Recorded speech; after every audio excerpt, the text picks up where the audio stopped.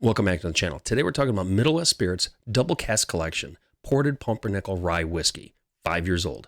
Is it any good? Is it worth the MSRP that I paid for it? Stay tuned to find out.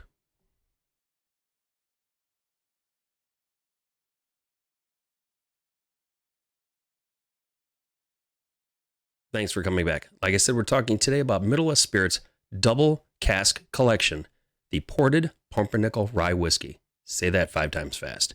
This is 5 years old. I got this direct from Middle West Spirits. MSRP is $100 plus shipping, so you're roughly looking at about $107-ish.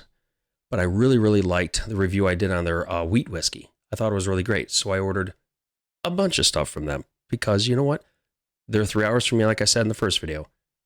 I like supporting local distilleries, especially ones that put out something this good. I had this, got it about 3.5, almost 4 weeks ago. Gave out to some buddies because they really like the wheat whiskey. I said, let me know what you think about it. Had a little bit out. I thought it was good, but I figured, you know what? Let's get out some past the shoulder. Let it kind of marinate. Let it open up. Let's see what happens. Now, I know this is 5 years, aged in American white oak casks. The mash bill is at least 51% rye, and it's aged in French Tawny Port Casks.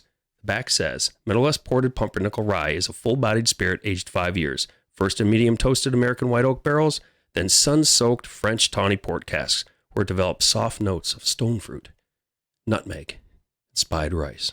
It's spiced rye. You know when you raise a glass with friends, let them know you proudly from Middle West.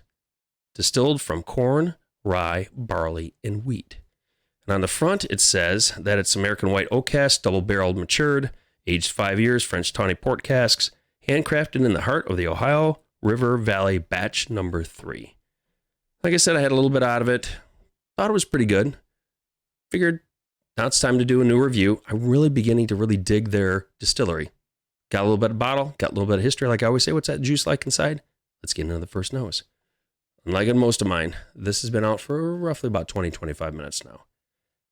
And she's a little wispy, got a little grazer.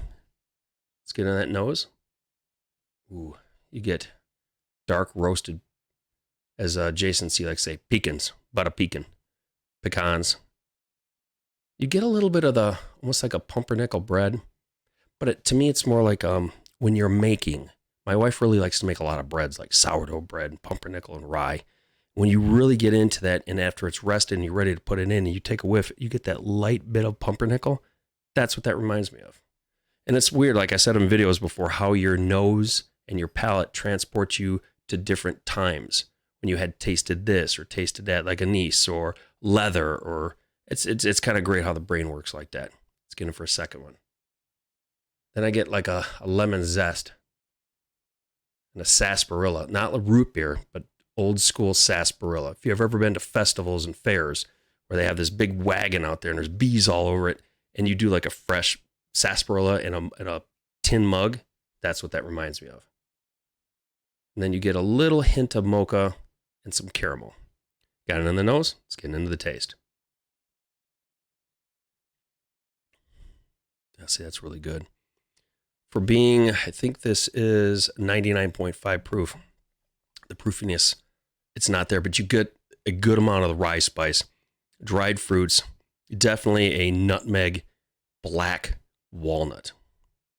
That bitterness of the black walnut. But then you get the sweetness. To me, I think Tawny Port is a little sweet. I have a recipe that I did for Midwinter's Night's Dram that uses a little bit of that Tawny Port, and it has that sweet but drying note on it.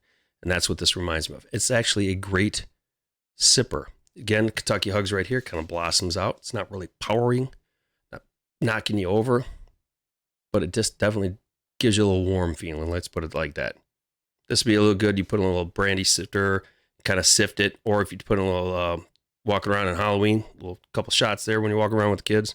Adults know what I'm talking about.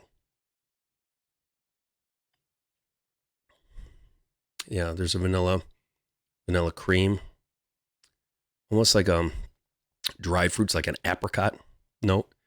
Again, it's just I'm really digging this. I can't wait to try like the sherry one. They have just the pumpernickel rye whiskey, not the ported. I can't wait to try all of these. I bought everything they had.